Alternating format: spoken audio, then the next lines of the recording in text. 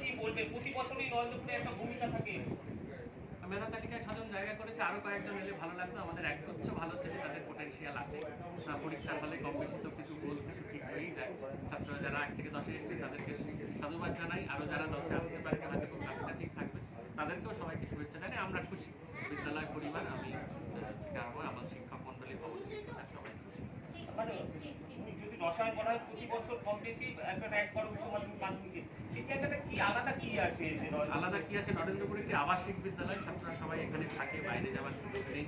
ছাত্রদের প্রত্যেকের সুবিধে অসুবিধায় ছাত্ররা নিজেদের মধ্যে হাত বাড়িয়ে নিতে পারে। আর নরেন্দ্রপুরে একটা সুন্দর তপবনের মতো পরিবেশ আছে, যে পরিবেশটা ছাত্রদের মনঃসংযোগ করতে বা এইভাবে সাফল্যের দিকে এগিয়ে নিয়ে যেতে সাহায্য করে।